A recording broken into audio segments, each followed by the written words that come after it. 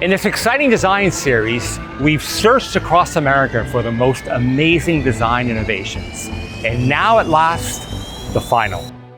Design is about problem solving and innovative thinking. Whether it comes from large corporates or individuals, we've been looking for those special, out-of-the-box innovations. But the question is, which project will be the ultimate winner of the season? Welcome to our special Top 10 final of America by Design.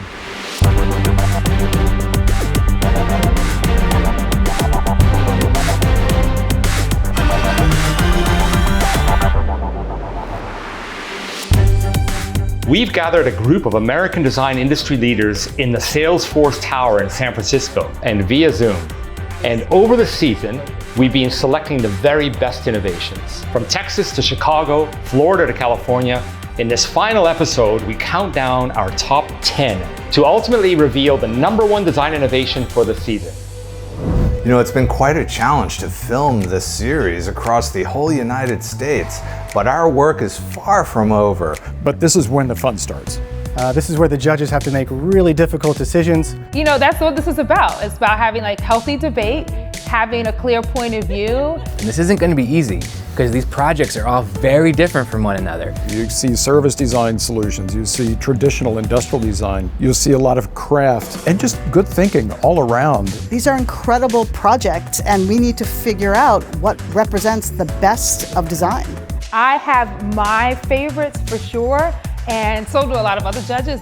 Really, all of these projects are winners, but only one can take it all. To be honest, I can't wait to get back in there and do a little bit of arm wrestling so we could get to a winner. Let's get our countdown started in upstate New York.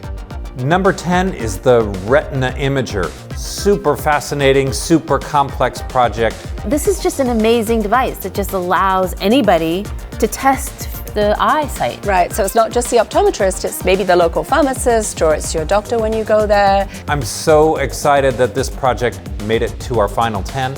So important a design deserved the recognition. Here in Skinny Adelise? Well, I hope to get that right by the end of this story. In this beautiful lakeside village, there's nothing short of a revolution going on in the management of patients living with diabetes. Hey guys! Hey Suma, how are you? Welcome to Skinny Atlas. Skinny Atlas? Skinny Atlas, All that's right, what I call it. wonderful. Now I know how to pronounce it. So why Skinny Atlas? Well, 100 years ago, William Noah Allyn invented the first direct illuminating ophthalmoscope right here in Skinny Atlas. So that was over 100 years ago. I imagine you guys weren't there at the time. Well, he was. Thanks. Tom and I actually started on the same day in 1993, and we've been focused on innovations in vision care ever since. What's the connection between the eye and diabetes? Well, diabetes affects a lot of the organs in the body. One of the most important ones is the eye. It damages the very tiny blood vessels in the back of your eye, which is called the retina. That causes them to bleed and swell. And if it's not treated, you'll have permanent vision loss. So how big is this problem? It's a huge problem. There are over 30 million diabetics in the US, and 80% of them will develop diabetic retinopathy at some point in time. I lost the sight in my left eye first, and it was probably about 3-4 days before. I had just a pinhole of light in this eye. And I remember thinking, I wonder when I wake up tomorrow if I'm still gonna be able to see. Wow. And sure enough, I woke up the next day and it was all gone. I remember saying to myself while sitting on the couch, I remember thinking, my life is over. I will never be able to do anything ever again. All of a sudden, I had to go to the hospital because I was so sick. And then it was like, then everyone came running. But at that point, it was too late. If you catch it early enough, you can save the vision 95% of the time. So the important thing is to get your annual diabetic retinal exam. The problem is that people just don't go. Sometimes they don't know that they're supposed to go. Mm-hmm. So what we're trying to do is, using technology, is bring the exam to the patient. That's the key. This sounds incredible. I can't wait to see this innovation. Tim, what was your design brief? It really was all about access to care. If you look in front of you, here's a traditional retinal camera. It's large. It requires a room of its own, essentially, in a doctor's office, and it's very expensive. So it's not something really suited to a primary care office. We really had two goals. One was to reduce the size to something that could be a handheld device. And then we also wanted to address the overall end-to-end workflow. So from the time that you capture the image on the camera to the time that the eye specialist reviews the image and provides a diagnostic report back. We really want to make them as streamlined as possible. So this is it, the RetinaVue. What are some of the coolest features? Well, I can tell you one of the most difficult features was the face cup.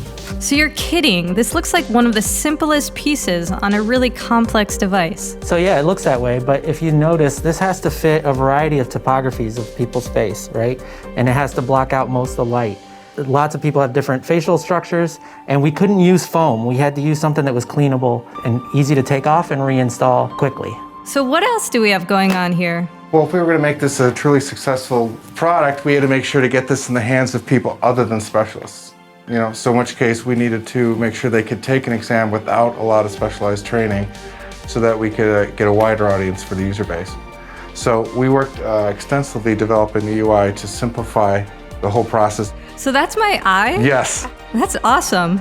Now the nice part is that once the picture of the eye is taken, and then once they hit the save button, this will get transmitted to a remote ophthalmologist. That's it? That was so simple and easy. Yeah, we want to make sure that the camera was as easy to use as possible so it wouldn't require a specialist to use it. I certainly wish, like being out here by the water today, oh my gosh, what I wouldn't give to see the sunlight and to just look at the water ripple instead of just hear it. But, that's why the RetinaVue is just so important.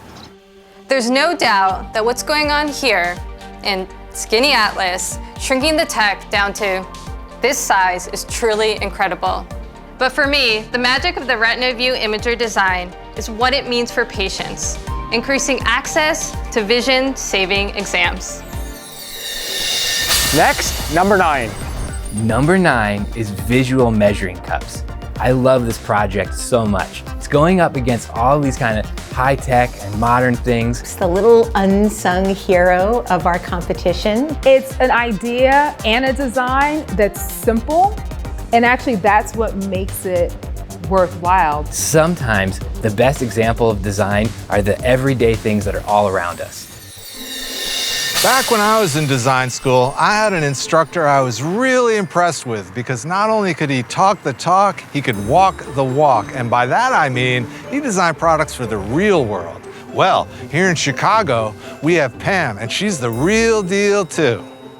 So Pam, you're an educator here at Northwestern University. That's impressive. I love it here. This shop is my happy place. I mean, this place just screams creativity. I've always loved machine shops, but exactly no one tells a smart girl to take more shop classes. Yeah, if you take a shop class, they figure you can't hack calculus. And you can hack both. But we're not here today to talk about the school. You're a practicing industrial designer, and you have a great innovation to show us. Can't wait to share it with you.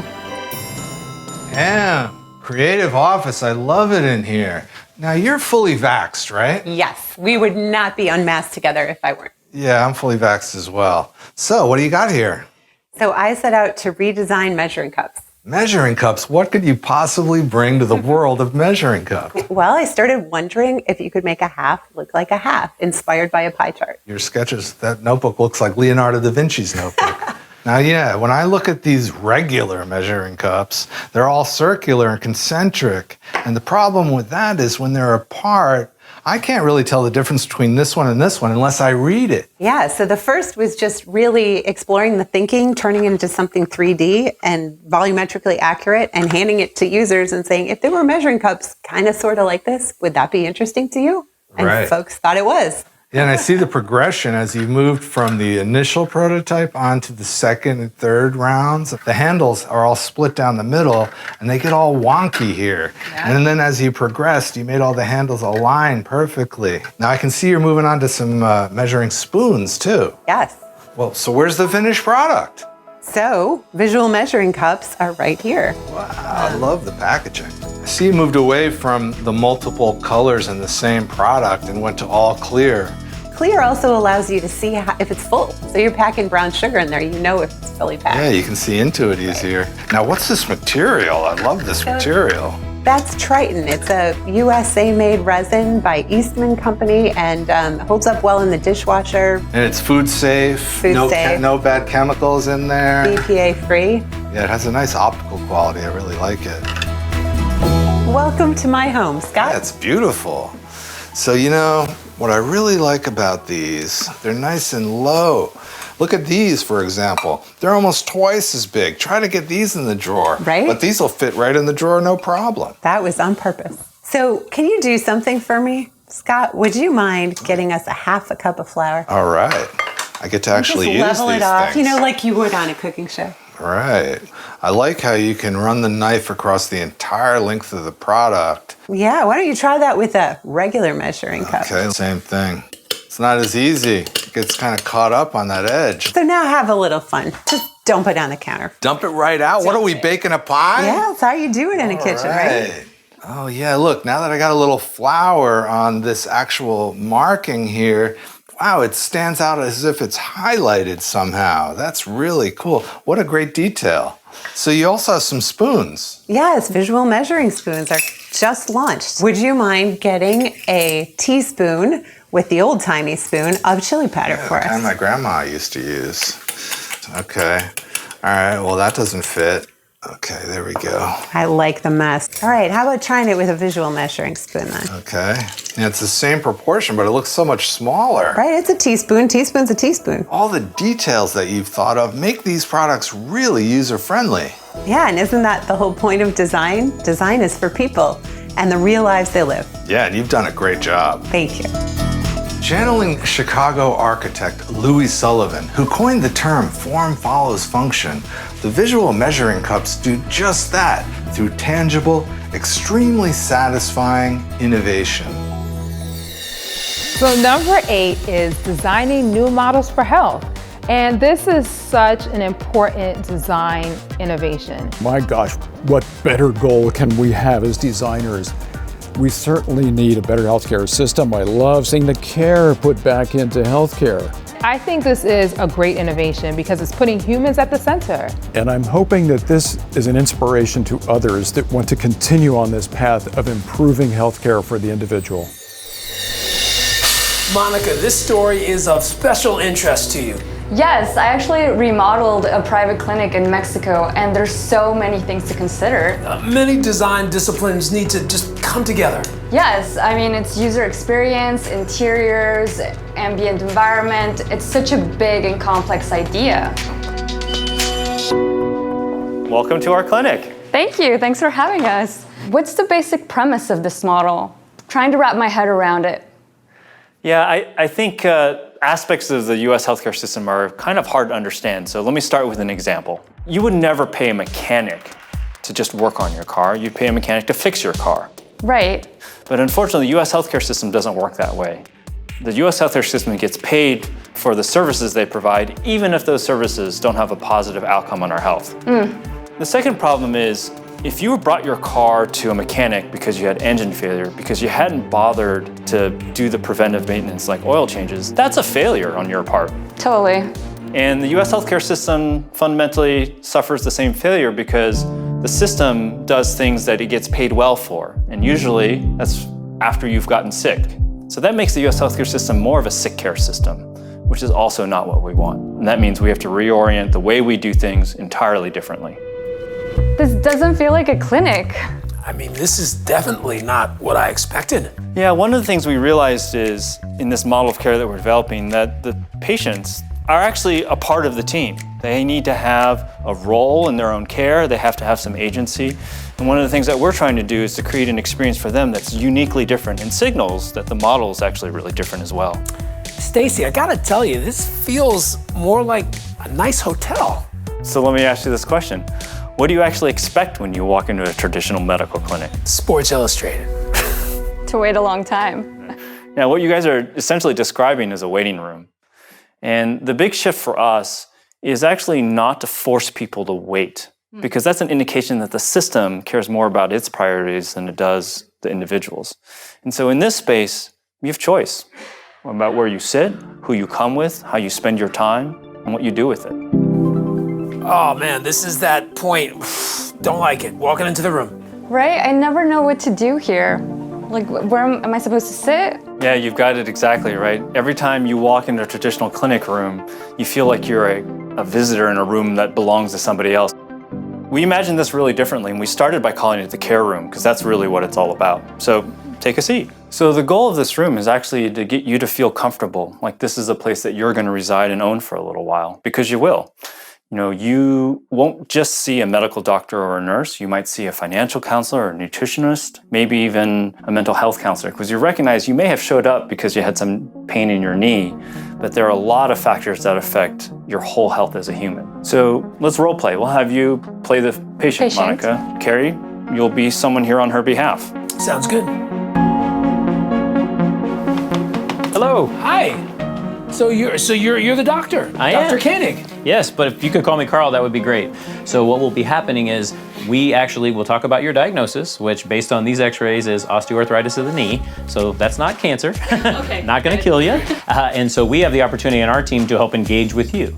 So I'm the expert on your knee, but with my team, we are the experts on taking care of you and this condition in the context of you. And let's say that you said, hey, I would like to try and lose some weight and do physical therapy. Then the way this works is I would actually go outside and I'll have a conversation with our physical therapist who will come in and start working with you on that today. And then after that, we will go and get our dietitian, and I will have told them all about you, and so they'll come in and start a conversation with you about, hey, how are we gonna help you achieve that weight loss that you've identified as your goal? So all healthcare providers come from that door? They do, and so we don't have a brain surgeon standing out there if Correct. you did that, right? But all of the providers that make sense in the care of the condition that you have, we have on our team. So that door is like becoming like the magic door? Yes, it's so efficient. Absolutely. Yeah, I don't know about you, but I'm really curious to know what goes on behind the curtain. All right, well, because we're on a first name basis and we're all getting along so well, I'm gonna take you back and show you how our team is transforming healthcare. Great, let's go.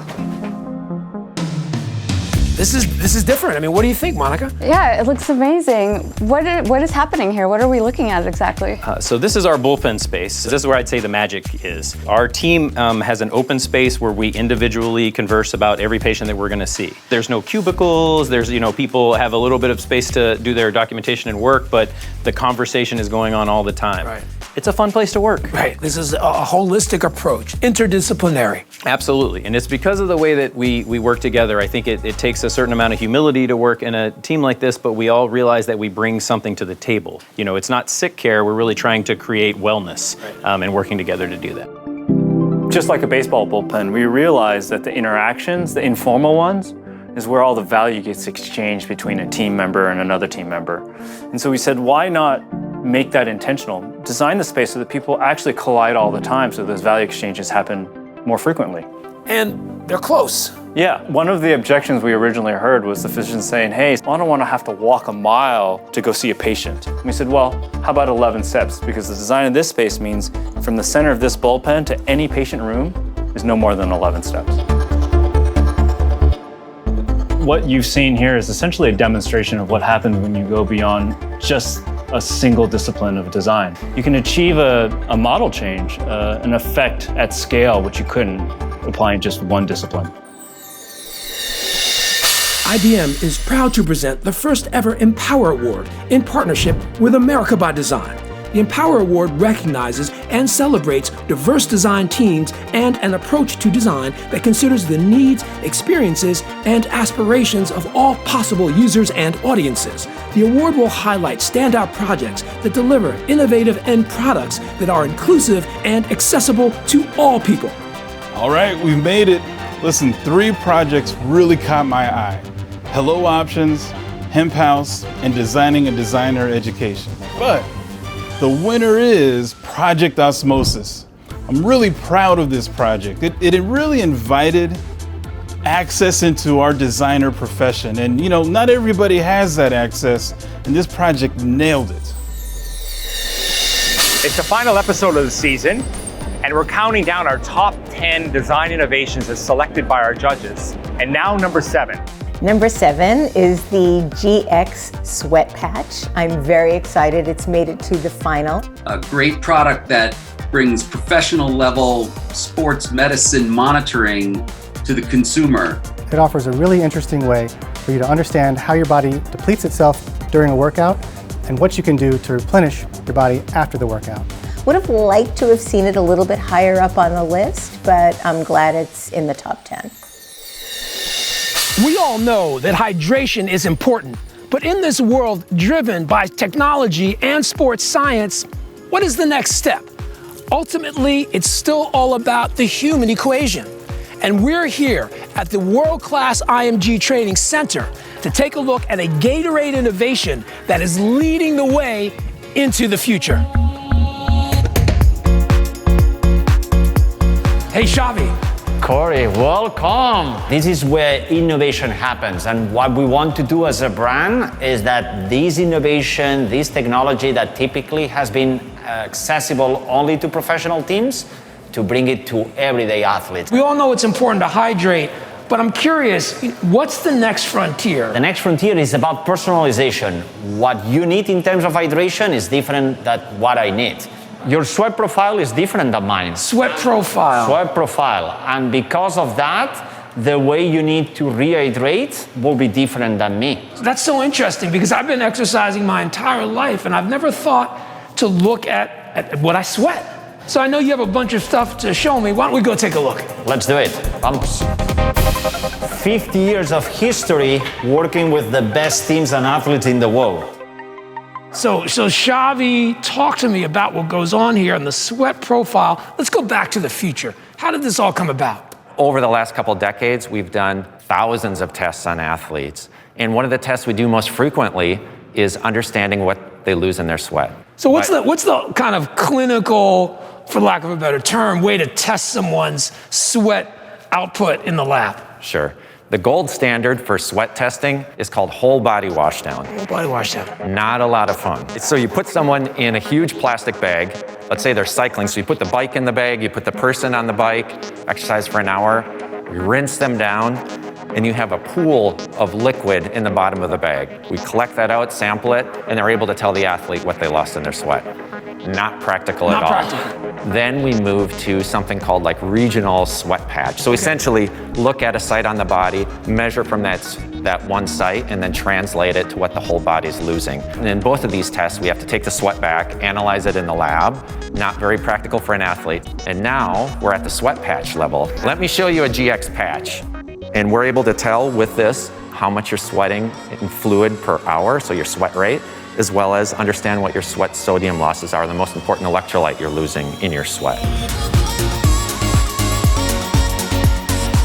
So we were able to test and compare the two patches with many athletes within their respective fields of play to make sure that the GX patch itself was both valid and reliable in the field. With our original patch method, it might take up to 24 hours, maybe even sometimes longer, to take it back to the lab, analyze the results, and give the results back to the athlete. Right. Whereas with the GX patch, the athlete is able to use it on themselves and get the results almost immediately. Look, I've never actually looked at my own sweat profile. I'm so interested to see how this works. How about we go ahead and let you test it out for yourself?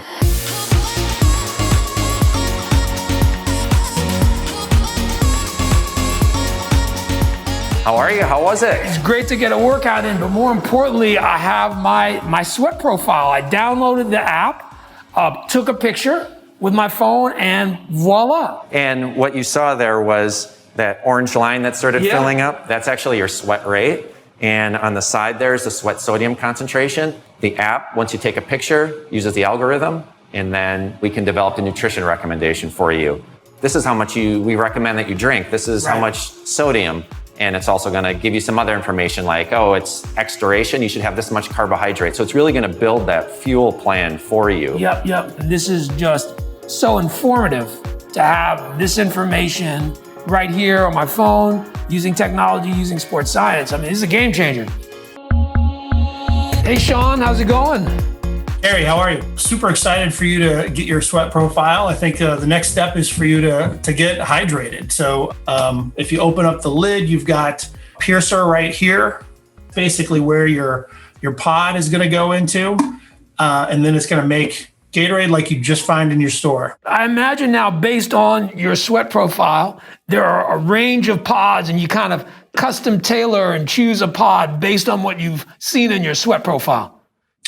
Correct. It also depends on the intensity of workout, how heavy of a sweater, the volume that you sweat out, as well as how much fuel, how intensity your exercise is going to be. Another interesting feature of this is the highly personalized nature of these ID rings. We have the ability to actually make a lot of different designs on the bottle cap here, and you can mix and match and have a lot of flexibility and personalization there as well. There's a really great story that we just did to kind of use the findings and the capabilities that we unlocked with GX and actually co-created a bottle with Serena Williams. You can see on the back side of this TPE, there's the word strong. She is a strong athlete, strong woman. And this is really coming through in the bottle that she co-created with the Gatorade team. I really love how sustainable this product is. The stats are just amazing. 60% less plastic used, 40% less greenhouse gas emissions, 80% less space needed in transportation, and 90% less usage of water and energy in production compared to ready-to-drink bottles. The GX Sweat Patch and platform is bringing elite-level sports science to everyone. I'm so inspired that with my new training buddy Xavi, we're gonna catch another workout. Ready? Let's do it. Let's go. Let's head to Austin, Texas for a big business cultural change. Number 6 is IBM's Designing a Culture, which is a fantastic initiative that looks at designer toolkits in promoting racial equity in the workplace. IBM is doing a great job at really investing in their designers and their employees to build this community. Something that I think all corporations should look at and think about adapting into their own companies. When you're a large global organization like IBM, how do you go about redesigning your internal culture? Because when you're really big, it's difficult to change. But when you do, the impacts are far-reaching.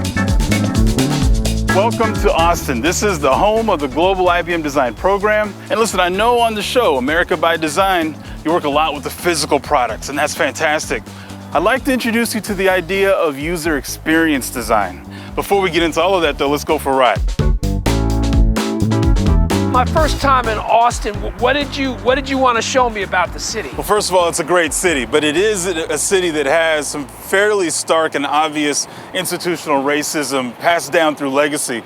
Over your shoulder is the University of Texas. Just south of that, right behind you there, is the state capitol building, and downtown is 1 block south of that. So really we have education, state government, and the city center, access to finance right there. Now I'm looking at the east side and it's totally different. The reason why it's that way is in 1928, the city of Austin created a master plan. They designed a way to segregate black folks into what they called the Negro zone.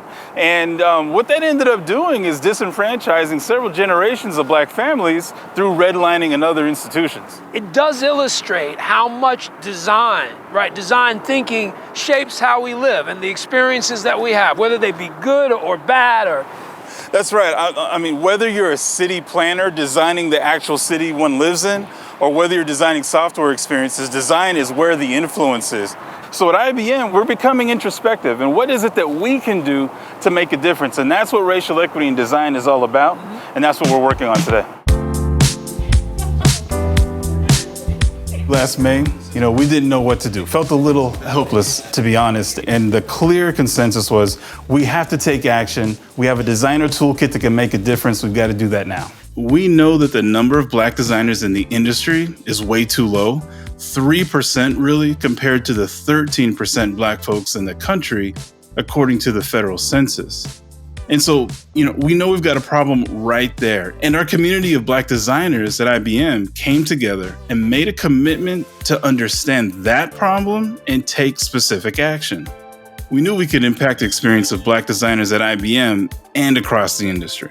And so the idea is when we create this, and this is the important part, diverse and empowered teams, they can take on challenges like the very design of culture itself. In this case, it's the idea of being a Black designer and a design team. The experience doesn't happen when they start the job. It starts way before. As a Black designer, especially you're new coming in, like how do I find a mentor, someone to help me through the process? I think this is worth some validation, some user research, right? Yeah. Raven, this is so interesting. What's a tangible thing that came out of all of this effort, collaboration? Yeah, so one thing that we created and published was a field guide targeting design managers and team leads and people in positions of leadership. And mainly the goal, again, is to recruit, hire, retain, and even progress Black designers and ultimately all underrepresented racial minorities. One thing we also created was our podcast called It's About Time. It's a great glimpse into the world of Black designers here at IBM. Today we have Carrie Bond from America by Design, an industrial designer and a broadcaster. Thanks for being here with us. Nigel, it's great to be here. Our personas are Black creatives in the industry, but also it's geared for people who are really interested in helping and who want to better understand our experiences. What's going on here is fantastic, but how do you scale it? Well, in fact, Carrie, we've already begun doing so. Just last month, we hosted the conference, Black Design, Past, Present, and Future. And let me share with you a thought from one of our attendees. I've never seen so many impactful, truthful, delightful Black designers in one space. And let me tell you, it was epic. Y'all are making a community, a welcoming home for Black designers in the industry. So what does that really mean? That means that this project really doesn't shine. We don't get to innovation unless we have the citizen designer join us in this idea of pushing towards a redesign of the very culture we're involved in. You know, Carrie, we have a real chance here to impact the entire design industry. This conference is an example of how we can build on this work of designing our very culture. And now that IBM can do it, we're sharing it with the world and asking others to join us. Which design innovation from the series do you think should win? Vote for your favorite project in the Narmbay People's Choice Award. Just by casting your vote, you could win one of 3 designer homewares. Steve Cozzolino's Curvo Wine Rack, Karim Rashid's Morphic Chip and Dip, and Scott Henderson's Chillable Salad Bowl with Servers, all commissioned by Narmbay. Design your life. Go to americabydesigntv.com or scan the QR code on the screen and cast your vote in the Narmbay People's Choice Award. Good luck. One of my personal favorites is the AirGuard at number 5. This is the invention designed by Dr. Orrington, a dentist, right? Not even a designer, who takes this problem we're facing. And I think it's a beautiful example of how people during the pandemic have been reacting to a crisis, creating solutions that were able to better our lives beyond the crisis itself. It's a revolutionary product that makes people's lives safer, better, and easier at the dentist's office. Imagine being a dentist during COVID-19. This is a high-risk environment, even more so than the emergency room. Dentists needed to innovate fast, and one dentist here on the south side of Chicago is ahead of the curve. This must have been a really challenging time, Dr. Orrington. Yes, it was very hard for me. Let me show you. We have to wear 2 masks. Got your N95. Yes. And then I have the surgical mask here. Okay. But that's not it. I would have to also wear my face shield to protect from fluids. Oh my God, and you have to wear that all day long? Yes, it was very hot, very difficult. A lot of times I felt like I was yelling at everyone. Yeah, I can barely hear you. Yes, you're right. It's very difficult. And one thing about working in dental office all day, I was so nervous about the staff getting sick and myself getting sick and taking it home to my loved ones. Yeah. Yes, but let me show you the problem. Oh, I know that tool. Yes, the dental drill. Everyone in dentistry uses this drill. The problem is when we use this drill, as you can see, water is going everywhere. Wow, look at that. So yes, the dental drill definitely is one thing that spreads airborne pathogens. Yeah, look at it. It's going all over the place. It's hitting me over here on the shoulder. At the start of the pandemic, this company came out with this. Oh, look at that. It's like a giant vacuum cleaner. It doesn't get everything, but it definitely helps. So you needed to build on this, expand on it. Yes, yes. This gave me the idea for my innovation. Michaela, Dr. Orrington came to you with this piece of IQ Air equipment. What did you do with it? Well, it took quite a bit of thinking because this solution is about 80% there, but we wanted to get it to 100.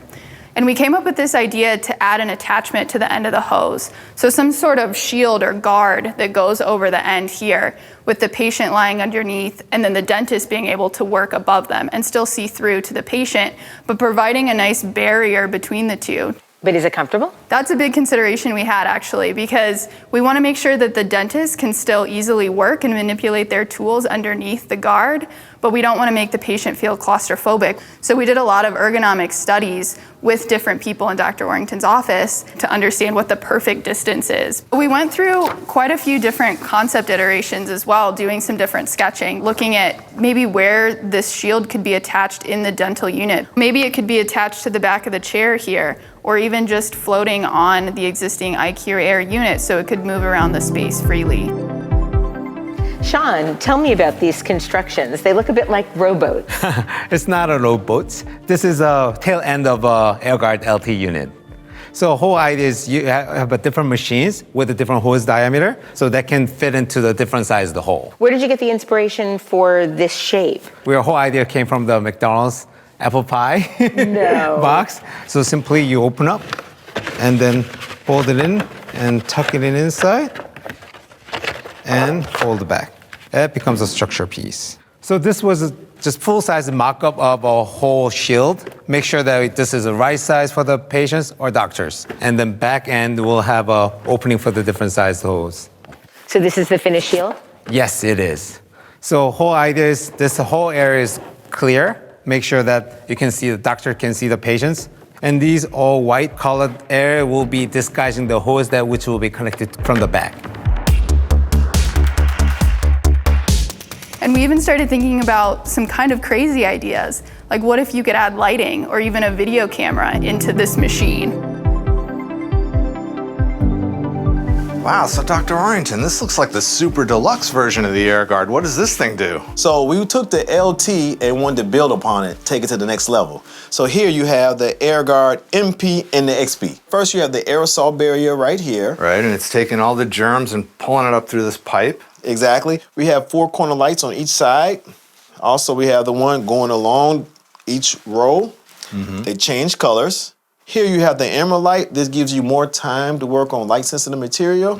And then here you have the blue light, what decreases working time that sets material up faster. So the first thing we replace is the dental curing light. Also, we replace the dental overhead light, all in one So you're machine. getting rid of all this equipment that would otherwise be in the way. Exactly, exactly. But one more surprise for you. I like surprises. Hey, Tina, can you smile for me? Now we have magnification. Oh, wow, that's nice and clear. Yes, yes. So basically, I replaced with the dental loops. Oh, so now you don't have to wear as much on your head. Exactly. This hybrid device replaces many pieces of equipment that have been part of the dental landscape forever. It's kind of the Swiss Army knife of dental equipment. Another great example of innovation arising from crisis. Number 4 is Dexcom G6. It monitors glucose levels. That's important stuff. It's small, it's something that you keep hidden away. It connects to your phone and your watch so people don't notice you checking it. Beautiful example of what design should always do, simplify people's lives. Sufferers really must be vigilant constantly to be monitoring their blood, and it can be very wearing. This product really changes their lives and the lives of people around them. Design plays many important commercial and cultural roles. It can help generate mood and excitement. It can help alleviate confusion, and in some circumstances, it can even remove fear and intimidation. Alex. Hey, Paul. I hear you're transforming the lives of millions. That's right, making it easier to live with diabetes. Diabetes. Now, my understanding that's a chronic condition, correct? No cure, and millions around the globe live with it. So how's it managed? You know, for most people, it's a blood glucose meter. You take a test strip out, put it into the meter, get out the lancet, prick your finger, draw some blood. Every time? Every time. Every day? Yeah, a dozen times a day. Huh. and in 5 seconds later, you're gonna have a test result. You know, it seems a bit antiquated to me. Is that fair? Absolutely. Paul, welcome to the design studio. Thank you, Alex. Good to be here. And this looks like concept development to me. Is that correct? Yeah, we've got some concept sketches, mood board here. And these look like very, very attractive devices to me. I'm liking the colors, I'm liking the shapes, I'm liking the materials. Yeah, this has to be friendly, approachable. This is something that people are gonna wear all the time. It's a good point, actually, because this product has got a serious function, yet it's very intimate. So the reference points of jewelry and luggage and perhaps even fashion, I mean, they're relevant for the people that you're designing for. Absolutely. I mean, can you think of another piece of technology that you wear all the time? Not a watch, of course. Yeah. Which is an object of beauty as in addition to functionality. But you might take it off. The Dexcom is always on. It's always body worn. Well, I'm curious, can we actually see the device? Yeah, we've got one right here. Let's check it out. Well, it's tiny. Absolutely, it's small. What exactly is this? This is a wearable sensor. You wear that for 10 days. And where do I wear it? On the arm? You're gonna wear it on your abdomen. So lower part of the body here? That's correct. And I wear this thing 24/7? 24/7. I can bathe with it, swim with it, no problem. dance with it? All of those things. So what's this thing actually measuring? Glucose. It sends that data to an app.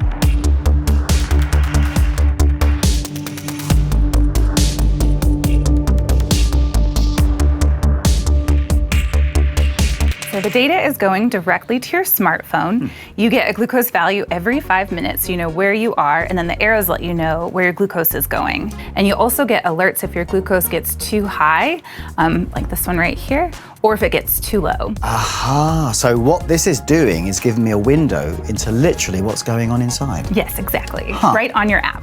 Or even on your watch. So even with a little gesture like that, I can know how I'm doing at any moment. It's more of a human ritual, isn't it, looking at a watch? That's right. It's quick, it's easy, but it's also more discreet. More discreet. You know, when we talk to patients, they want the system to be discreet. They want it to be in the background. And so when you do something like this, no one will notice. Another really cool feature is if you're a parent of a kid with diabetes, you can follow them from your own cell phone and know exactly where their numbers are at all times. So you can track yourself, but you can track your loved ones as well? Yes, exactly. Wow. Well, it just goes to show, doesn't it? I mean, good design can often come in very small packages. Good design often commands one's attention. With this innovation, however, I feel it's quite the opposite. Removing fuss, complexity, and friction, and delivering a product that's quietly humane. In this series, we've introduced the Planet Innovation Bright Award. Sam Lanyon has been searching for an innovator from the series for entry into the PI Bright program to assist the chosen innovator in building commercial and technical strategies and connect with global partners. And now the time to announce who has been chosen as the winner of the Planet Innovation Bright Award. At Planet Innovation, I get to see some amazing medtech, and America ByDesign TV is exactly the same. There's been a lot to consider for the PI Bright Award, like the Dexcom G6, that chronic disease management tool, like the RetinaVue from the team out of Skinny Atlas, equally worth considering. But the winner of the PI Bright Award is Dr. James Orrington and the AirGuard. Necessity is the mother of invention, and this is where this design has been driven from. It's going to keep dentists and patients safe, and that's what I really love about it. I'm looking forward to working with him and his team. We're closer to revealing our winning design innovation. But now, back to Chicago for number 3. Hello Options has made it to number 3, which is incredible. It shows what happens when you actually create design that focuses on relationships between people. I love how the design team brought in young adults and healthcare providers to find out and get a clearer understanding of what's working and what's not working in the clinics. And you know, girls, women, this is really something that people feel like they can't even talk about, can't touch, can't look at. This is a story that talks about how design can create an environment in which adolescent girls can talk about their sexuality and contraceptive options with their medical provider. For young women, so they can make decisions for themselves to determine the whole of their lives. Fantastic project. Contraception. I remember back in 7th grade, my science teacher, Mr. Margiata, nervously handing out a flimsy brochure like this, which was my sole education on contraception. Well, here at the University of Chicago, they're trying to design a different experience. Dr. Gilliam, I suspect that my experience is not that unusual. It really isn't. There's a lot of misinformation and misconceptions about contraception. The clinical visit is still really important, and young people come in not knowing a whole lot. And that particular time in their lives, it's so critical to get the right type of education and the right type of health care. It can impact the rest of their lives. That's exactly right. It's one of the reasons that we wanted to start to address this issue. You know, you have about 15 minutes in the clinic. So that 15 minutes is really precious. Absolutely. You do not want a patient to feel like they're not understood. You don't want them to feel like they've been coerced. So you're really trying to make things better. Absolutely. You want to empower the young person, but also build a sense of trust. Amanda, how in the world do we redesign adolescent sexual health care? Well, it might come as a surprise. We worked with young people. Imagine that. We recruited young people from Chicago South Side to work with us over the summer. They did their own design research. They went into a mobile health unit, really tried to understand what was and wasn't working in a clinical experience. They analyzed their data, and they came up with a range of concepts to really speak to the kinds of care that they want. So not like that. No, we need to get beyond words. So young people did their own research, right? So they went into the field and they tried to understand what was working and not working. One of the teams noticed they were introduced to a method during their counseling experience, and they were like, what is this? So when they were analyzing their data, they wanted to understand, like, what are all the methods? What do they do? How do they work? And why aren't we seeing them? And so they really wanted to understand this. And so they had a chance to generate a bunch of ideas, and in their workshop, they built a tool because they wanted to have young people have the experience of understanding what the stuff was, because they were just like so inspired and they wanted everybody to know. And they wanted to see them without hierarchy. They wanted to know what they look like, what they feel like, their size, and how they work. This isn't the final prototype, is it? No, it's not. We went from here to here. And so we worked with all sorts of designers, industrial designers, brand designers, service designers, to really understand how this tool needed to work. And so, for instance, we thought about the overall form factor. How do we display all of the methods? And we paid a lot of attention to the look and feel. So for instance, with the implant, it's made to feel like how the implant would feel under your skin. How big is an IUD? Oh my gosh, it's so small and it's so flexible. Now I understand how that works. This tool is busting myths because people don't know how small an IUD is or how flexible it is. So a lot of thought was really given to making sure that this really helps young people understand how methods work. Amanda, how do healthcare providers feel about this? Healthcare providers actually helped us design this, and so it needs to fit into their lives and into their pockets. Additionally, it can also hang on a hook in their office. So we know that if it doesn't work this way, then it's not going to make it into clinic. Angel, tell me about your role on the design team. Well, Debbie, I actually helped them test out their products while also giving them intensive feedback so that they can know how people like me who are adolescents know what we want, but also help healthcare professionals know how to use it in a real setting. Who would your ideal healthcare practitioner be like? Well, I would have to say it's a mix between Michelle Obama, Beyonce, and one of my favorite authors, Sharon Draper. Who would have thought there were this many options for birth control? When I was in 7th grade science class, all Mr. Margiotta taught us was about birds and bees. Angel, did you find this helpful? Actually, I thought it was extremely helpful to know I had so many options to choose from. In case I don't like one, I can always use something else instead. Dr. Gilliam, is this a game changer? You know it is. I actually would not go to clinic without this tool. Did Dr. Gilliam meet your expectations of the ideal doctor? Most definitely, of course. You know, she has that mix of Beyonce, you know, inspirational, a powerhouse. She holds her ground. You know, she has that Michelle Obama little razzle-dazzle to it. She helps with youth and teens, and you know she's an advocate for them. But also, like my favorite author, Sharon Draper, she knows a lot about her youth, and also when it comes to trauma or anything that they're going through, she'll be easy to talk to. I think she rocks. Most definitely, you know. Hello Options is a forward-thinking design that reflects the vision of creative young people. It will revolutionize the birth control counseling experience for everybody. Pure genius design from Florida comes in at number 2. At number 2 is the GMX7. This is a great product. I'm so happy it made it this high in our ranking. And I'll tell you, I'm not surprised to see this one so high. It combines so many important parts of design, the industrial design, the design and engineering of new technology that leapfrogs what existed before. One of my favorite projects. I think it was amazing their ability to take this huge, decades-old system to shrink it down to something you could hold in your hand. It works better, it's tiny, it's smaller, it's more economical, it's sustainable. All the things that we think about doing as designers. This has it. It's got it all. If you ask someone in the 1850s how to move things faster, they'd say, get a faster horse. And this story is kind of like that. And that thing over there, that's the horse. Until now, it's been the standard for resistance training for swimmers. But back to the horse. There's gotta be a better way.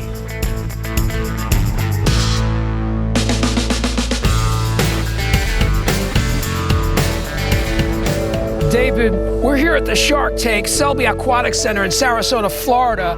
Amazing facility. This is the type of facility is needed for athletes these days. So I was a world-class swimmer, won world championships, broke some world records, and got boycotted in 1980. And so I ended up quitting swimming and running from it. And didn't get back into it until just a couple years ago, after being out 37, 38 years from it. And I walked on the deck a couple years ago, and this was there. And I thought, man, we're still in the dinosaur age with this. This thing's huge. Yeah, it is huge and cumbersome. In layman terms, this here is the 1970 payphone, and we invented the iPhone. Carrie, welcome to Roe Brady. This is where the magic happens. Rob, I mean, I gotta tell you, this is state-of-the-art industrial design. Well, when David first came to us, fellow Auburn guy, love him, that wasn't a product for Roe Brady. He talked about that power tower, and I looked at it and I said, Roe Brady doesn't do dinosaurs. Yeah, you didn't want to do a faster horse. Exactly. So what I wanted to do was to give the best experience to that swimmer. Mm-hmm. So when we started to question the question, what do you really want? Right. We want state-of-the-art, never been seen before, aquatic resistance product.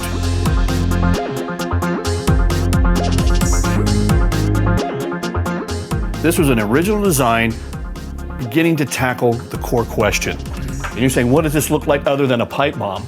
Well, the reality is there's BBs inside here. And as you twist this, the BBs would compress and the line would get greater resistance. Mm-hmm. So we knew with this was that little spark that said, there's something really different here. Yeah. Can't make it like this. We needed to make it more manufacturable. And that's the nice thing about the studio. We're always looking from a design for manufacturability standpoint. What's the end game? That's where we went to this piece right here. Mm-hmm. Joel Chartier, senior mechanical designer at the studio, came up with these ideas of these little pieces here. And as they compressed, they had the same effect over here. Right. But these little guys are things that we can make and we can stack them up. And if you notice from the pool today, that was 25 meters. Yes. And it's one direction. That's the beginning and the end of that story. Right. With this product, it's 50 meters. 50 meters, yep. There and back. And so this has been a paradigm shift for the resistance training. All right, so I'm really interested to see the actual final version of this. You want to see the final product? This is the GMX7 final solution. Wow. 1,000 times better than the first question that was asked. We're here at the University of Florida with Olympic athletes getting ready for the trials in the Olympics. I mean, what an amazing facility. I actually trained here 40 years ago. Wow, nice. Which is pretty amazing in itself. Nice. Close the loop. And now we've over 100 Olympic world-class athletes, gold medalists are training on it. We've got the greatest swimmer in the world, the fastest swimmer in the world that trains on this. We got Ryan Lochte going for his 5th Olympics that's training on it. I've tried every resistance tool, every swimming tool possible, and hands down, this is the best one. Nothing compares to the GMX7. If you don't have this as a swimmer, you're gonna fall behind. I'm too old to fart around now. And I can't just crank out all this yardage anymore just because my body can't handle it. And this is one of the smartest things that I've done in my training. And this is portable, it's easy, it goes in your backpack, take it to swim meets, and just get ready to rock and roll. It's really challenging to create a product that is not only beautifully designed and engineered, but also is adopted at the highest level of sport. The GMX7 does all of that in a compact package that we can all use. And now, our #1 innovation and winner of the season, Zip Top. All of us judges love this product. It embodies the best of American design. When I was reviewing all the projects, I loved Zip Top so much that I bought it right away. And here it is. This is just a well-made product. It's functionally superior in every way. I think we all want this product. I have to tell you, I was so impressed with it that after I watched the video, I went online and I ordered a set for myself in peach. Zip Top made it to the top. It is #1. Monica, we're here in Austin, Texas. We're here to meet an incredible woman who is such an inspiration. She's a dynamite entrepreneur and designer who has multiple companies focused on innovation and sustainability. And she's created her next big thing. Yes, she's already won multiple awards, and this is looking like another big success story. Rebecca, you started your first company while you were still in college? I did. My husband and I had our first 2 kids while I was in college. And so studying design, I couldn't help but think of lots of baby products. So my first product I ever designed was a baby product. And that's the product I launched Boon with. So in building a company, what was your aha moment? That product is called the Frog Pod. It won an international design competition. And after that, I had a lot of companies wanting to license it from me. And one of them invited me to meet the design team, who were all men with no children, which I found interesting and realized I could really offer a lot to that space. So you've been with Rebecca from the beginning. I have, yeah. We finished school together and started our first business together. And there was a gear shift 17 years ago, I understand? Yeah, 17 years ago, she won a big competition, international competition. She said she had a lot of other ideas and she wanted to start her own company. And we decided together that I would stay home and take care of the children and see what she could do. I'm excited to show you my new thing. You want to go see it? Sure, that's why we're here in Austin. These are all of our zip top containers. They're the first containers in the world that stand up, stay open, and then zip shut. What's so special about these? First of all, they're very, very strong. Do you want to try to tear one? Are you sure? Yeah, I'm give it pretty all strong. you have. Okay, I've never met someone who could do it. These are strong. Okay. Don't feel bad. They also nest like this. No lids? No lids, so you don't have the mess in the drawer where you're trying to find the right lid. That's gone. Great, now what are these? That is the world's first silicone breast milk bag. And the great news is in the freezer where most of the plastic bags will burst when they expand, these just stretch. And what are those cute little guys? And these are our toddler snack containers, perfect for mom's bag. They fit in the little hands this way, and they fit in the cup holders, and then they have little ears for the kids to grab onto. Very clever. But as a designer, I know making something so simple is actually hard. Yes, this was incredibly hard because we wanted to make it all one piece. That's why it doesn't tear, because you don't have seams. And then the zipper is very hard to get out of a mold. And so that took me over a year and millions of dollars to get that done. But this, if you look at the corner, there's no overlap in the corner, which is really great for pouring. It's also great for cleaning in the dishwasher. With any great innovation come copycats. Have you had any trouble with that? I have. I've had quite a few. This is just some that I've ordered off of Amazon. Oh, wow. Look at this. Is this the box of shame? That's exactly what we call it. They look like zip tops, but they don't work like zip tops. Go ahead and try to zip that thing. Yeah, not so easy to close. Go ahead and try to tear that one. Okay. Wow, that was easy. Yeah, they're very flimsy. Let's get this trash out of the way. I really love these. They're fantastic. Can we try them out? Absolutely. Let's go. I have Monica cutting up some vegetables for us. Hi. So if you want to throw those in there, I'm going to show you how to steam in a zip top. Just throw a little bit of water in and then zip it almost all the way shut, leave an inch open. Oh, that looks easy. It's very easy and great for meal prep. Then you just throw it in the microwave for 4 minutes. All right, Steve, why don't you grab some soup? Sure. Oh, this is super hot. This is sturdy. You don't even have to hold on to it. Just it stands up and stays open for you. Look, Ma, no hands. And then you can turn around and pour that back in and you can test this pour spout. Oh, okay. Oh, look how easy it pours. Very easy to control. Fantastic. Cool little touch. Stays open. Zips shut. So easy.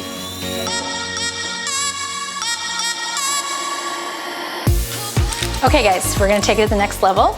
Next level? Yes, Steve, Go can you for get the fruit out of the freezer? And Monica, you're going to blend it for us. You can blend right in it? Absolutely. Get out of here. It's not gonna cut it? It won't cut it. Go ahead. I can't believe this isn't tearing it to shreds. That's unbelievable. Look at that, beautiful. Nice pour. Cheers. Cheers to Zip Top. What a great innovation.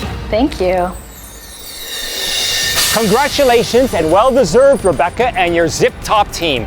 Well, let's do this again with design innovations from across the country on America by Design.